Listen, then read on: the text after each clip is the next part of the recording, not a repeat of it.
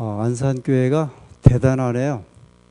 우리 여집사님들의 사회를 계속 보시고, 제가 사실 그 전에 있던 교회에서 제가 있던 교회는 장로님들이 이제 시무를 맡으시면 화금 안식일을 계속 사회를 보셨는데, 그거를 남집사님들이 한 달에 한 번 정도는 사회를 좀 보게 하면 좋겠다 올해 계획을 세웠었거든요. 근데 안산은 그 정도가 아니라 여집사님들이 아예 사회를 보시니 대단히 선진화된 교회입니다. 집사님 대단하신 거예요. 아무튼 간에 뭐 죽을 뻔했지만 아무튼 예. 네, 고맙습니다. 집사님. 오늘 저희들 손님 한 분 저녁이지만 소개를 좀 해야 될 것 같습니다. 우리 박현주 학생 전도사님 잠깐 앞으로 좀 나오실래요? 네, 인사를 빨리 하면 좋을 것 같아서 잠깐 드리겠습니다. 내일 물론 이제 안교 때 인사를 또 하겠지만 신학과 4학년입니다. 이름 박현주고 우리 학생 전도사로 안산교회로 이제 명령을 받고 이루게 되었습니다. 인사하시겠습니다. 재밌는 것은 우리 한지혜 양하고 38기, 39기 천명 선교사 같은 기수예요. 그 다음에 우리 리치 선교사는 35기. 예, 그래서 아마 잘 통해갖고 저녁에 같이 잘 겁니다. 그래서 고맙습니다. 내일 인사 다시 하겠습니다. 기도응답이 너무 빨라갖고 좀 걱정이 되네요. 앞으로. 예, 아무쪼록 저희들에게도 큰 힘이 되고 도움이 될 것 같습니다. 최 장로님, 제가 자리를 금요일은 어디까지 부탁을 드렸죠?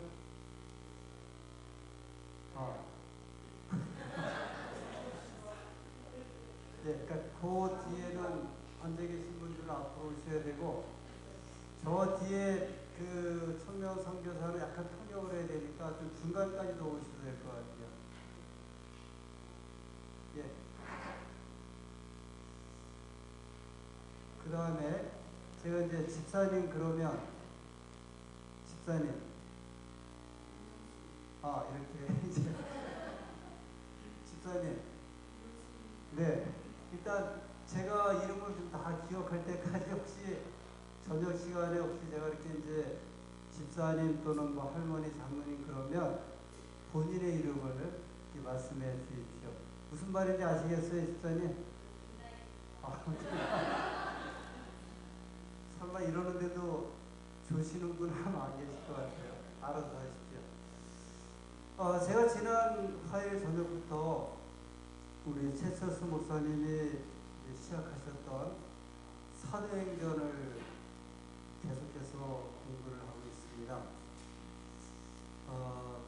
우리 집사님, 백덕순 집사님, 몇 분은 제가 이름을 기억을 하는데 혹시 지난 화요일 저녁에 무슨 내용을 우리가 성경을 읽었는지 그날 안 오신 분들 위해서 한번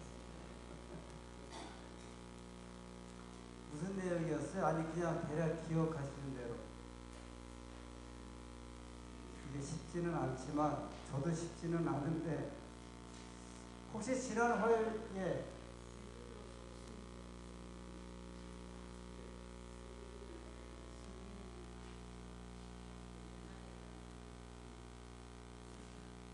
베드로가 오순절 성령을 받고 있었던 그 이야기 조금 구체적으로 우리 저기 집사님 배정신 집사님 좀 뭘 아시는 것 같은데 아까 이렇게 곁드시던데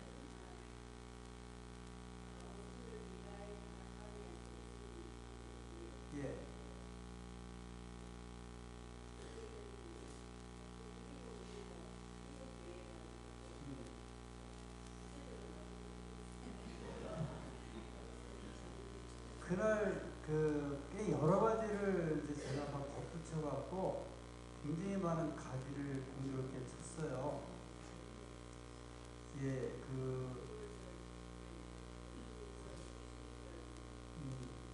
막 글쎄 말이야 이장을 공부하는데 오순절 초실절에 관한 이야기도 나오고 제가 설명을 붙이다 보니까 이 복잡하게 되었는데 일단 오늘만 좀 지난 화요일 시간을 잠깐 간단하게 말씀을 드리고 뭐 다음부터는 제가 복습할 필요는 없는데 제가 이제 사도행전을 계속해서 말씀을 드리기 때문에 잠깐 화요일에 말씀을 드리고 오늘 내용으로 들어가도록 하겠습니다. 지난 시간에는 이런 이야기였습니다. 오순절 성령을 받고 이제 예수님의 제자들이 방언을 하기 시작하면서 예루살렘에 있는 종교 지도자들이 이제 공격을 했죠. 그 공격한 이유는 이제 술에 취해서 저 사람들이 아침부터 주정을 한다 이제 그런 이야기였고, 그래서 사도 바울이 지금이 아침 9시인데 무슨 새 술에 취했다고, 우리식으로 표현하면 낮술에 취했다고 그러느냐 하면서 이들이 방언을 하는 것은 그냥 방언을 한 것이 아니라 요엘서 2장에 하나님께서 요엘 선지자를 통하여 말씀하신 대로 하나님께서 천하 만민에게, 그 중에서 특별히 누구에게요? 아들과 딸, 그리고 노인, 그리고 남자들에게 하나님께서 성령의 능력을 통하여 주신 이 성령의 역사하심이라 하는 이야기를 이제 사도행전 2장 14절부터 21절까지 말씀을 좀 드렸습니다. 그러면서 요엘 선지자가 전한 기별이 이제 말세에 주어질 기별인데 1차적으로는 그 오순절 성령의 그 역사가 사도시대에 1차적으로 있었고, 그 다음에 말세에, 그러니까 이제 예수님께서 오시기 전에 마지막 때 하나님의 백성들에게 더 큰 성령의 역사하심이 있겠다고 하는 그 내용을 말씀을 드렸습니다. 그러면서 주의 이름을 부르는 자는 이제 구원을 받겠다, 그렇게 베드로가 말씀을 하면서요, 이제 다시 두 번째 베드로가 백성들이 호소하는 내용이 사도행전 2장 22절부터 시작됩니다.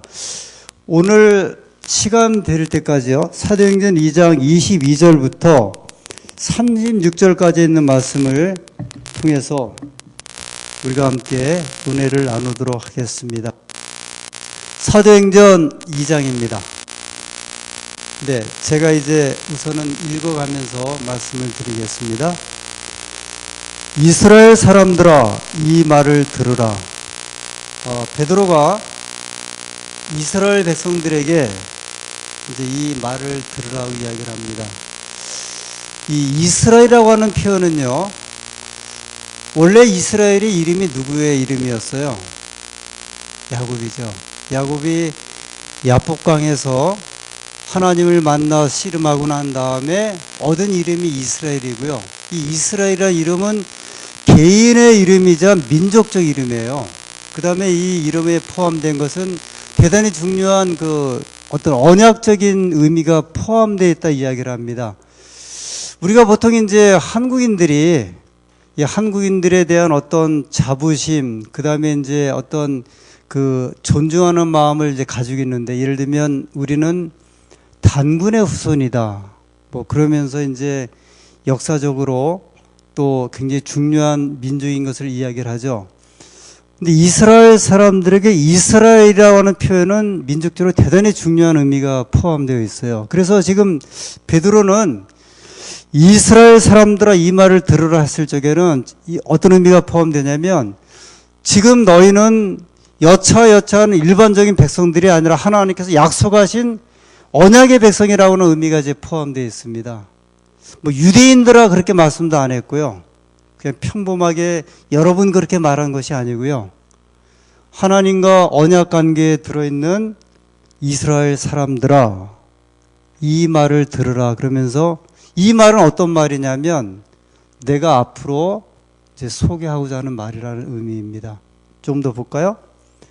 너희도 아는 바에 하나님께서 나사렛 예수로 큰 권능과 기사와 표적을 너희 가운데서 베푸사 너희 앞에서 그를 증거하셨느니라. 자, 저만 이제 성경 읽는 것이 아니라 우리 같이 읽으시는데 이 22절의 베드로의 이 말은 무슨 말입니까? 지금 여기 앉는 그 안에 있는 말 그대로 이 말이 무슨 뜻이에요? 한번 이렇게 뭐 보시는 대로 한번 말씀을 한번 줘보세요. 그냥 뭐 생각하시는 대로 어렵게 하실 필요 없이. 예, 지금 무슨 말을 하고 있습니까? 22절에 베드로가 지금 하고 있는 말인데요. 집사님, 김 집사님 저를 쳐다보셨는데 왜 쳐다보는지 모르지만 이게 무슨 말이에요?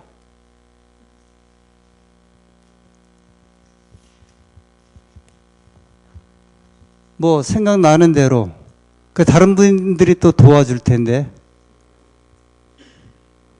예.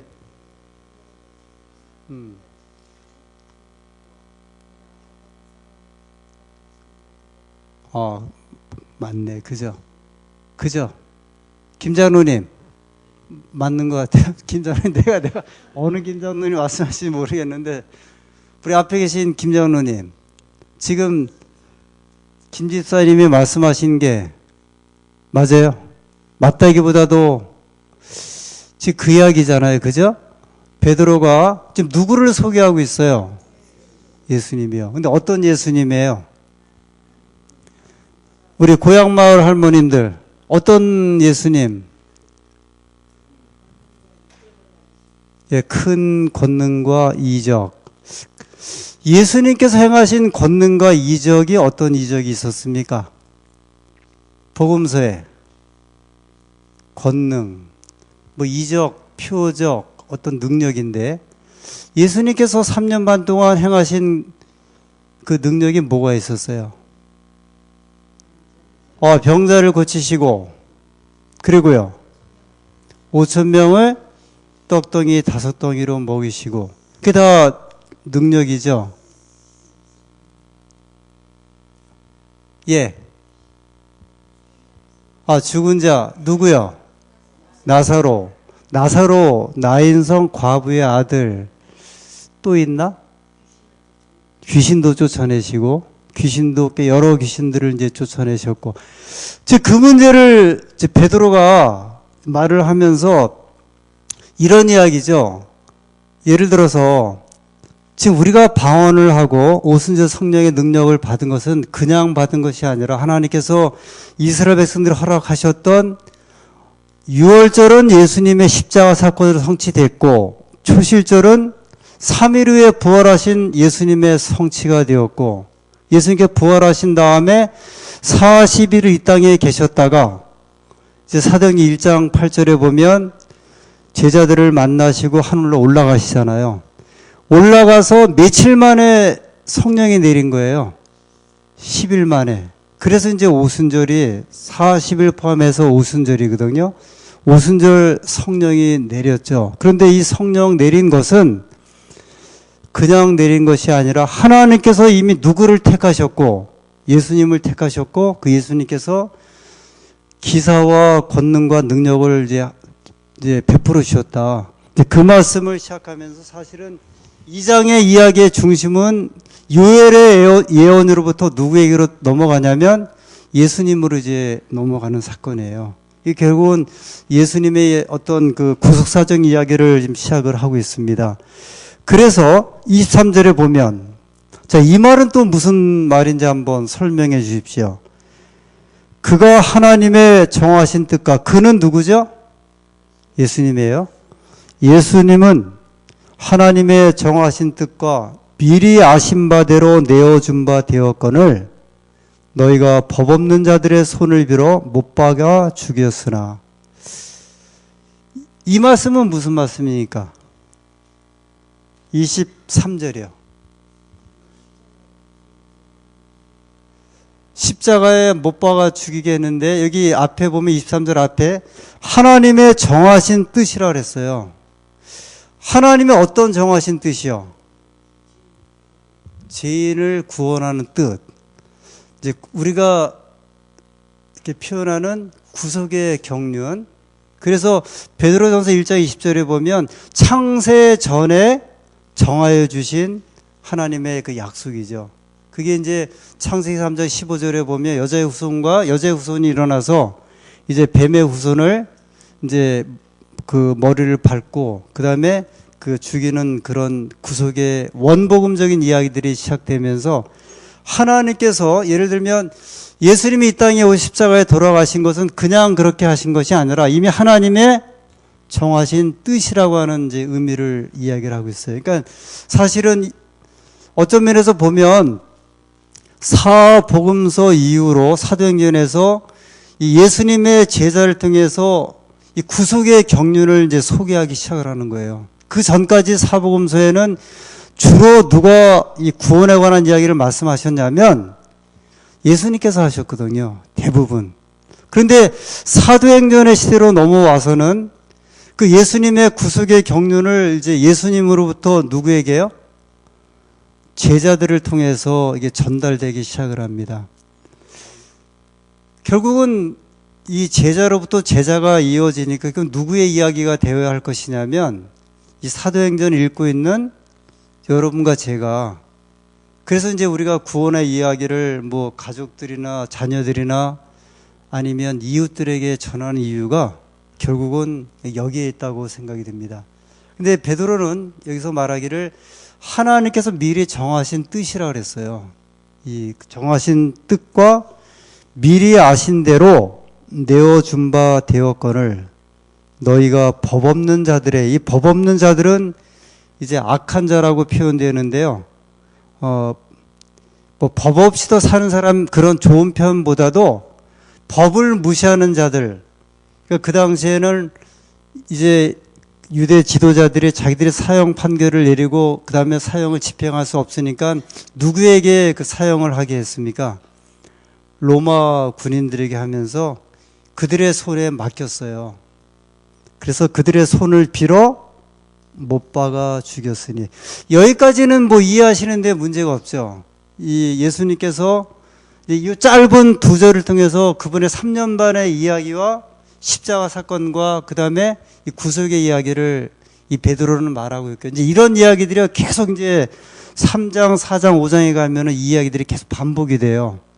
왜냐하면 이 사실이 중요하기 때문에 그렇습니다. 왜 중요하냐면 결국 구원의 이야기는 예수님께서 이루신 십자가 역사를 통해 이루어지기 때문에 그 이야기의 주체가 누가 될 수밖에 없냐면 예수님이 이제 될 수밖에 없는 거죠.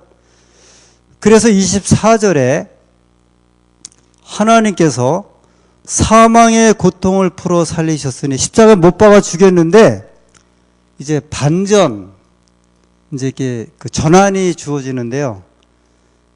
자, 이게 무슨 말이에요? 24절. 하나님께서 사망의 고통을 풀어 살리셨으니 이는 그가 사망에게 매여 있을 수 없었습니다. 24절. 무슨 이야기입니까? 예수님 그 살아나심, 이제 부활에 관한 이제 말씀이죠. 자, 그런데 조금 더 볼게요. 25절에 다윗이 저를 가르쳐 가르되 또 누가 또 소개돼요? 다윗이. 그러면서 다윗의 말이 시작되는데요. 내가 항상 내 앞에 계신 줄을 배웠으며 이게 누가 지금 말한 거냐면 다윗이 말한 거거든요. 나로 요동치 않게 하기 위하여 그가 내 우편에 계시도다. 이러므로 내 마음이 기뻐하였고 내 입술도 즐거워하였으며 육체는 희망에 거하리니 27절 이는 내 영혼을 음부에 버리지 아니하시며 주의 거룩한 자로 썩음을 당치 않게 하실 것이미로다. 누구에 관한 얘기예요? 예수님에 관한 이야기인데 이 다윗의 이야기는 시편 16편 8절부터 11절에 있는 말씀을 이걸 뭐 했다고 제가 말씀드렸죠? 지난 시간에? 혹시, 예? 인유했다. 이렇게, 인자가 이제 인도할 인자, 끌어다닐 인자거든요.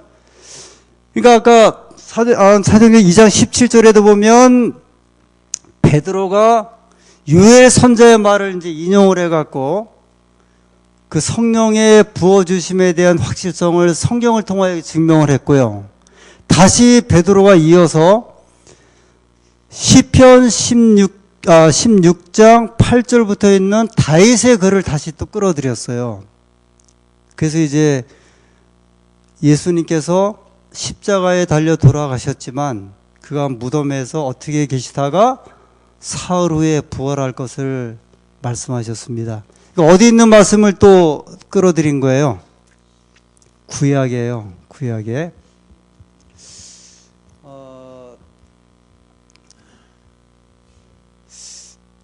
개신교인들이 그 의외로 구약 성경을 많이 안 보는가 봐요. 생각보다는 많이 안 봐갖고요. 기독 공부라고 하는 그 개신교의 신문에서 목사님들에게 설문을 한번 돌렸는데 주로 설교의 본문을 어디서 이제 가져오십니까? 그랬더니 대부분이 복음서래요. 사복음서. 대부분이요. 그 다음에 그 우리나라 이제 신학협회 가운데 구약학회가 있거든요. 구약학회의 그 학회장 되는 개신교 이제 신학자죠. 이분이 우리 한국 같은 경우에 이 대부분의 그 목회자나 교인들이 구약을 거의 안 본다고 했어요. 근데 우리는 도저히 이해가 안 가는데, 그래서 아예 무시하거나 예화 정도로만 쓴대요, 구약을. 그래서 이분들은 뭐라고 말하냐, 우리나라가 크게 잘못한 것 중에 한 가지가 신약 성경을 만들어낸 것이다, 그렇게 이야기를 했어요. 이게 무슨 말씀인지 아세요? 원래 성경은 뗄 수가 없대요. 이건 말이 안 된다는 거예요. 근데 신약 성경을 따로 만들어냈다는 이야기는 구약을 안 보는 것으로. 그렇게 해서 이 구약학회에서도 뭐라고 이야기를 하냐면 성경의 보고는 어디에다 들었냐면 구약에 들어있어요. 성경의 진짜 이야기들은요 다 구약에 들어있거든요. 그런데 구약을 안 보니까, 그래서 이제 사실은 안식일 문제를 이해가 이분들 참 어려운 것이 구약을 놓치니까 이게 안 되는 거예요. 이 구속의 경륜에 관한 이야기, 예수님께서 성소에서 봉사하시고 지성소에 관한 이야기 전혀 이해가 안 되는 이유가 구약이 이제 전혀 배제됐기 때문에 이해를 하지를 못해요. 그 개신교 신학자들조차도, 특별히 구약학자들조차도 통탄한다고 할 정도로 이 구약을 안 봐요. 그런데 지금 우리가 지금 사도행전 2장의 잠깐을 봐도 이미 이 한 장에 베드로가 예수님의 구속사적인 것을 표현하는데 어디에 있는 말씀을 빌은 거예요? 구약에 있는 말씀을 빌은. 그러니까 구약이 없으면 신약 없어요. 그래서 이제 이 베드로는 어떤 면에서 보면 저희에게 성경 해석이나 이해에 있어서 이 객관성이나 공정성을 가지기 위해서는 특별히 구속사적인 면에 예수님에 관한 문제를 이해를 하려면 반드시 어디를 피워야 되냐면 구약인데, 물론 베드로가 이 말씀을 할 때는 신약 성경은 없었어요. 왜냐하면 신약 성경은 이후에 이때로부터 아마 한 20, 30년 지나서 마가복음인가 데살로니가 전서가 아마 처음 기록되면서 시작되었고요. 물론 그때는 구약밖에 없었는데 이미 그 베드로가 그 당시에 구속의 이야기를 설명을 할 때 그 구속의 이야기를 설명할 수밖에 없는 책은 무슨 책이냐면 이 구약 성경이에요. 물론 이제 뒤에 요한계시록 같은 경우에는 약 80%가 구약의 이야기입니다, 사실은. 신약 전서지만요, 요한계시록에 나오는 이야기의 90%는 다 구약의 이야기예요. 이게 이 구약의 말씀이, 그러니까 구약이란 말을 사실 구분하면 안 되는데, 이게 잘못해서 구약, 신약, 그 다음에 성경을 신약만 내다보니까 이 말은 뭐냐면 구약 성경을 안 봐도 된다는 의미이고요. 그래서 제가 어제 오늘 인터넷 검색을 좀 해봤더니요, 이 개신교에서 그런 좀 풍조가 있대요. 구약을 많이 이야기할수록 이단에 가깝다, 또는 그런 식의 표현을 좀 많이 한대요. 그 다음에 최근에는 재림에 관한 이야기를 하면도 거의 이단에 가까워 갖고 이걸 어디다 연관을 시키냐면 이단 종파들이 말하는 것으로 자꾸 연관을 시켜버린대요. 이게 좀 불행한 이제 일들이 좀 생겼거든요. 이미 그 가톨릭에서는 그 1941년인가 그때 가시적인 예수님의 재림은 없다고 공의회에서 이미 다 법으로 이미 정했어요. 그래서 가톨릭 교인들은 예수님의 눈으로 오는 그 재림을 못 보게 됐어요. 법적으로. 그 다음에 개신교인들은 그렇게까지는 안 했는데 워낙 예를 들어 다미 선교회 뭐 그런 이제 여러 그 다음에 거기에 우리 교단도 포함시키면서 이단 종파들이 늘 강조하는 게 재림이다. 그래갖고 재림에 대한 이야기를 또 이제 안 하기 시작을 해요. 여러 가지로 이제 좀 맞물려 있는데 저희들이 이 사도행전에 있는 말씀을 공부하면서 이제 그런 면들이 좀 신경을 써야 할 부분이라고 생각이 됩니다. 자, 그러면서요, 이제 그 베드로가 다윗의 이야기를 끌어들이면서 뭐라고 이야기를 했냐면요. 36절까지 보면 우리의 조상 다윗이 예수님에 관해서 예언을 했다. 말씀을 했다. 그런데 다윗은 여전히 그 무덤이 어디에 있다? 이 땅에 있다. 사실 또 여기서 부활 이야기, 영혼불멸 이야기를 하면 또 막 또 갈래가 쳐지죠. 예를 들어서 일반적으로 우리가 죽으면 영혼이 하늘에 가 있다고 이야기를 했는데 여기 사도행전 2장에 있는 말씀을 통해 보면 베드로는 뭐라 그랬냐면 다윗은 죽어서 지금 어디 있다는 거예요. 여전히 이 땅에 있는데 누구는 살아나서 하늘에 갔다? 메시아 되는 예수님은 살아서 하늘에 갔다. 그러면서 이제 36절에 볼게요. 31절. 미리 보는 고로 그리스도의 부활하심을 말하되 저가 음부에 버림이 되지 않고 육신이 썩음을 당하지 아니하리라 하더니 이 예수를 하나님이 살리신지라. 우리가 다 이 일의 증인이로다. 왜냐하면 우리가 부활한 예수님 보았고 승천하신 예수님 보았고 그 다음에 34절에 다윗은 하늘에 올라가지 못하였으나 이 분명히 이야기를 했잖아요. 다윗은 하늘에 못 갔다 그랬음에도 불구하고 왜 죽은 영혼들이나 죽은 하나님의 백성들이 하늘에 갔다 그러는지 모르겠지만 베드로는 말하기를 다윗은 하늘에 올라가지 못하였으나 자기는 올라가지 못했으면서 친히 말하여 가로되 주께서 내 주에게 말씀하시기를 내가 내 원수로 내 발등상 되게 하기까지 너는 내 우편에 앉았으라 하셨도다. 누가 우편에 앉았으라 그랬어요? 예수님께서. 우리 하나님께서 주님에게 예수님에게 말하기를 너는 어디에 앉아있으라? 내 우편에 앉아있으라. 그러니까 예수님이 어디에 계시다는 거예요 지금. 다윗은 여전히 하늘에 못 가고 이 땅 무덤에 있으나 우리 예수님을 하나님께서 살리셔서 어디로 지금 이끄셨다? 하늘로 이끄셨다. 그러면서 36절에 그런즉 이스라엘 온 집이 정령 알지니 너희가 십자가에 못 박은 이 예수를 하나님이 주와 그리스도가 되게 하셨느니라 하니라. 예수는 인간적인 이름이에요. 사람의 이름이에요, 예수는. 그런데 이 사람을 하나님이 뭐가 되게 하셨다고요? 주와 그리스도. 이 주는 이제 주님이죠, 구세주. 그리스도는 기름 부음 받은 자, 메시아라는 거예요.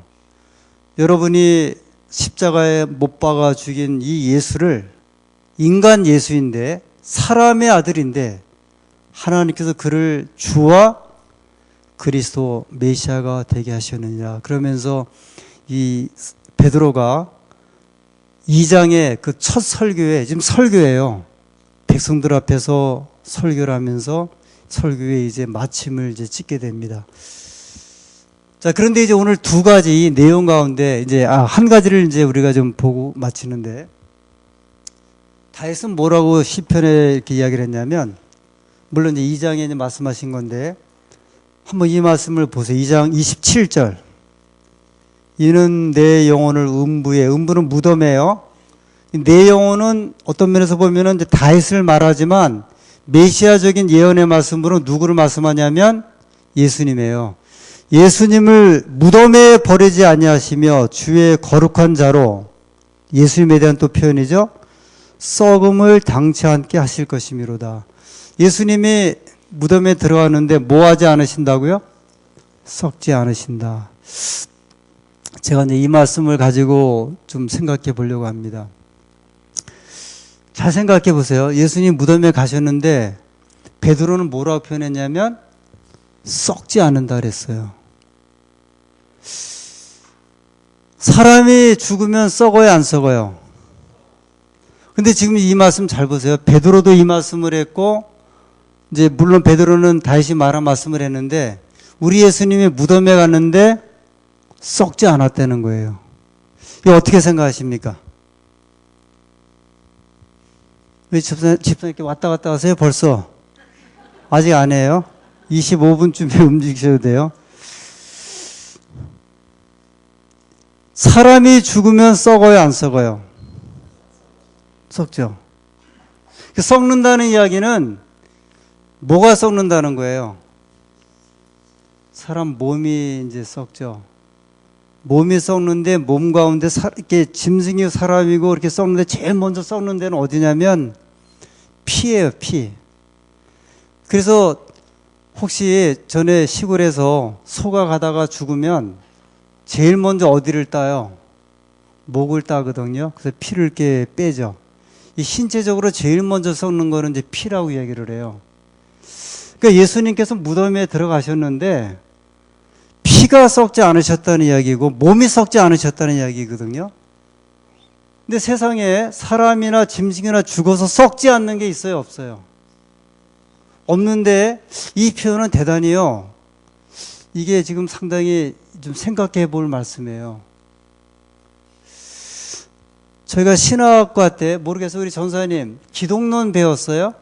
크리스탈로지 기독론 없어요. 왜 기독론을 안 배우지? 기독론이라는 게 있어요. 이제 예수님론이에요. 성령론, 뭐 종말론 이걸 배워요. 종말론은 이제 다니엘서 요한계시록에서 종말에 관한데요. 성령론은 이제 성령에 관한 거. 이렇게 그다음에 여러 과목 가운데 기독론이 있는데 우리 기독교 그 말은 예수교 그 말이거든요. 그래서 기독론 그러는데요. 이 기독론은 뭐냐면 예수님에 대해서 공부를 해요. 예수님이 진짜 사람이냐 아니냐, 신성이냐 아니냐, 뭐 반은 사람이냐 반은 하나님이냐, 그거부터 해갖고 사실 이 기독론이 굉장히 재밌는 과목이에요. 이 신학의 그 어떤 좀 그 재밌고 진수가 저는 개인적으로 기독론에서 이제 많이 얻었는데, 물론 논쟁되는 것도 많아요. 예수님의 위격 문제, 신성이냐 이것을 가지고 이제 그 학문적으로 성경에 있는 말씀을 이제 참고해 갖고 공부를 하는데, 제가 이제 신학과생들에게 하나씩 이렇게 맡겨요. 과제를 줍니다. 근데 그 중에 한 과제가 뭐냐면 사도행전 2장에 나오는 예수님께서 무덤에 들어가셨을 때 그 몸이 썩으셨느냐 안 썩으셨는가, 그 내용이에요. 자, 예수님께서 무덤에 들어가셨을 때 썩으셨겠어요 안 썩으셨겠어요? 뭐 개인적으로 다 아니 뭐 저만 제 의견을 따라오시라는 말씀은 아니고 한번 생각해 보세요. 예수님이 무덤에 들어가셨어요. 3일 동안 무덤에 계셨죠. 그 몸이 썩었을까요 안 썩었을까요? 썩었다고 생각하시는 분이요. 예. 예, 내리시고요. 안 썩으셨다 생각하는 분들은요. 예, 내리시고 썩었다고 생각하시는 분은 왜 썩었을 것 같아요? 예. 오셨기 때문에. 예. 인간이기 때문에 썩어야 되고. 예. 예. 혹시 관심이, 제가 그 광릉내 교회 있을 적에 요거 가지고 한번 설교를 하면서 그때 의사가 4분이 있어요. 이분들에게 의사들이 교단에 공헌할 것이 하나 있다. 신학적으로 이런 문제를 의학적으로 한번 규명해 달라고 그랬거든요. 근데 우리 교우님들도 한번 이 주제에 한번 좀 생각해 보세요. 안 썩을 것 같다는 분은 왜 안 썩을 것 같아요? 네. 아, 하나님께서 그렇게 하셨으니까 상당히 아주 믿음적인 말씀입니다. 하나님께서 그렇게 하셨으니 썩지 않게. 또요. 최 장로님, 아까 뭐라고 손 들으셨어요? 안 인상만 팍 쓰고 쳐다보시는 것 같아. 손 안 들고. 또 다른 분이요. 안 썩게 하셨다는 분은?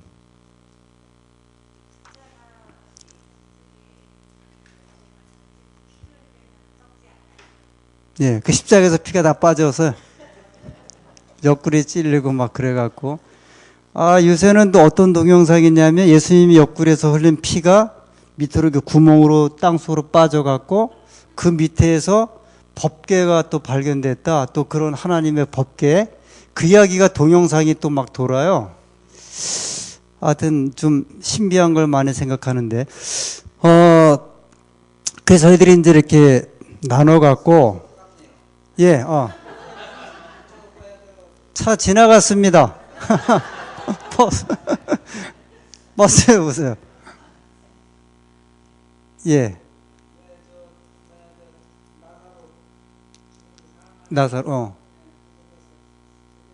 예.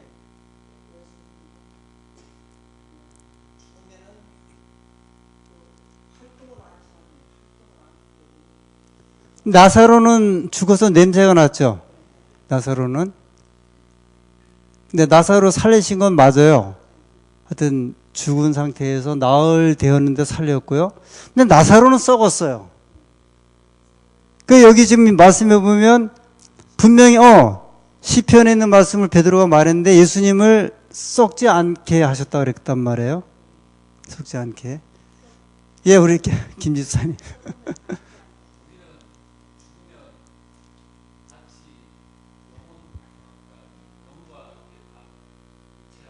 예.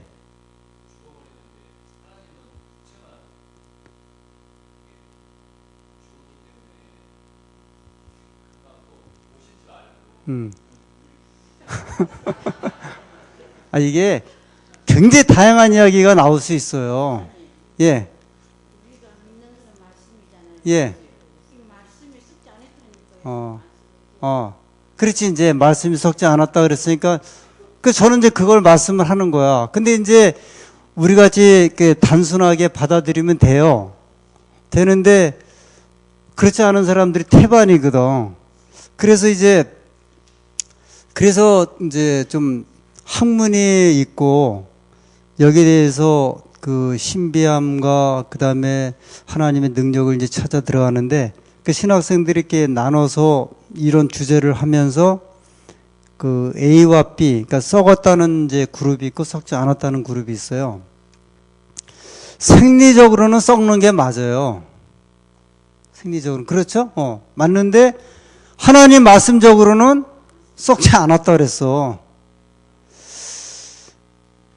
예를 들어서보다도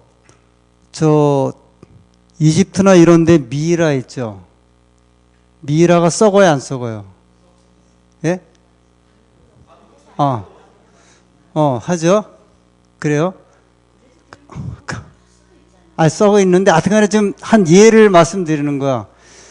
북한의 김일성, 지금 썩었어요, 안 썩었어요? 그러니까 저는 뭐냐면, 약품을 하든 뭐라든 사람도 어쨌든 썩지 않게 지금 레닌 70년 동안 썩지 않게 지금 보존하고 있거든요. 사람도 이제 그거는 사실 내장을 다 빼내요. 내장을 그 코르에서 아니면 몸으로 하고 다 빼내 갖고 살만 남은 걸 약품 처리한 건데, 이제 방부 처리할 때 내장을 일단 다 빼야 되고, 애굽에 미이라 만들 때도 내장은 다 빼야 돼요. 내장이고 고리고 다 빼내야 이제 이게 말리는 건데, 사람도 흉내를 내고 있는데, 사람도 물론 이제 화학 처리죠. 그런데 하나님께서는 여기 하나님의 종을 통하여 말씀하기를 썩지 않으셨다 그러셨어요. 저도 이 사실에 이제 믿어요. 왜냐 하나님께서 그렇게 말씀하셨으니까. 근데 이제 이 문제가 피에 관한 문제인데, 예수님께서 십자가에 피를 흘려 돌아가시면 우리가 구원받았다 그러죠. 근데 왜 짐승의 피는 안 돼요?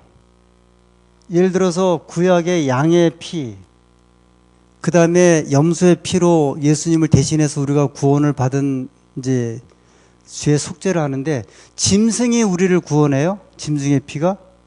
아니죠. 짐승의 피는 썩어요. 사람의 피가 우리를 구원합니까? 아니죠. 사람은 인간을 구원하서, 왜냐하면 인간도 죄인이기 때문에. 그래서 이제 구속주가 오셨어요. 예수님의 피만이 우리를 구원하는데, 어머님들께 한번 여쭤볼게요. 지금 자식들이 있죠? 자식들에게 어머니의 피가 내려갔어요? 안 내려갔어요? 내려갔어요? 피가? 엄마 피가 애들에게 갔을까 안 갔을까? 갔어요? 저는 B형이에요. 우리 집사람은 A형이에요. 우리 두 딸은 그러면 혈액형이 무슨 형이 돼야 돼요? 우리 집사람은 A형이고 저는 B형이거든? 예? 왜냐면 엄마 피가 내려가야 되는데? 근데 우리 두 딸은 다 B형이에요. 엄마는 A형인데. 이것도 한번 인터넷 검색해 보세요. 엄마의 피는 한 방울도 자녀에게 안 가요. 의학적으로. 그래서 이게 내가 피를 갖다 너한테 주면서 했는데 자식들이 그럴 필요 전혀 없는 게, 죄송하지만 엄마의 피는 한 방울도 안 내려가요. 영양분이에요, 영양분. 유전자가 가서 그 남자 여자 해갖고 그 혈액형이 바뀌는 것 뿐이죠. 한 방울의 피도 엄마 피는 안 내려간대요. 그러면 예수님께서 누구의 몸에서 태어나셨어요? 마리아. 근데 남자 요셉의 피가 섞였어요, 안 섞였어요? 이거 왜 그랬어요, 그러면? 성령에서 잉태되셨고, 마리아의 몸으로부터 피는 전혀 안 들어갔어요. 몸만 빌린 거예요. 몸만. 이게 이제 구속적인 이야기인데요. 요거까지 더 한번 생각해 보세요. 한번 관심 있으신 분들은요, 이래저래 해서, 그게 구속에 굉장히 아주 깊은 의미가 포함되어 있어요. 왜 예수님의 피만이 우리를 구원할 수 있는가? 왜 예수님께서는 무덤에 들어가셨을 적에 썩지 않게 하셨는가? 왜 예수님께서 남자를 통하지 않고 마리아의 처녀의 몸을 빌려서 잉태하게 하셨는가? 그것은 예수님의 피만이 인류를 구원할 수 있는 굉장히 아주 깊은 의미가 포함되어 있는데요. 언제 한번 이 주제는 따로 좀 다뤄야 될 것 같아요. 그래서 지금 이제 베드로는요, 다윗의 이야기를 들어서 이제 이 백성들 앞에 지금 설교를 하고 있는 거예요. 지금 이 예수는 그냥 평범한 예수가 아니야. 너희가 십자가에 이렇게 아주 무참하게 매달아 죽였지만 그는 누구라고요? 다윗은 이때로부터 몇 년 전 사람, 다윗보다도 훨씬 전에 누가 있었다? 예수님이 있었다. 그 예수를 하나님께서 이 땅에 보내셨고 구원케 하셨는데, 우리의 조상 다윗 선지자는 이 땅에 여전히 무덤 가운데 있지만 그 예수께서는 주와 그리스도가 되어서 하나님 보좌 우편에 있다. 이 구세주라는 이야기예요. 이 성경의 말씀을 통해서 저희가 이렇게 이제 저도 그렇고 이렇게 좀 약간 옆으로 또 주어지는 교훈을 생각해 볼 수 있을 것 같아요. 그래서 이제 이 열렬한 이제 아주 베드로가 사실 사복음서의 베드로가 어떤 베드로예요? 그는 이렇게 설교 못했어요. 늘 급했고 바빴고 맹세를 잘하던 사람이었는데 구원의 이야기를 전혀 풀지 못했던 사람이었는데 십자가 사건과 부활 사건을 경험하면서 그가 그리스도의 그 구속적인 이야기를 그가 깨닫고 사도행전 2장의 성령의 능력을 통해서 예수님에 대해서 아주 정확하고 분명한 음절을 통해서 말씀을 하기 시작을 합니다. 이제 시작이에요. 이제 2장부터 시작을 해서 꽤 여러 장을 나가게 될 터인데 하나님께서 이 말씀을 통해서 저희에게 한번 이 관심을 기울이는 이 주의 말씀이 되기를 간절히 소원합니다. 마치겠습니다.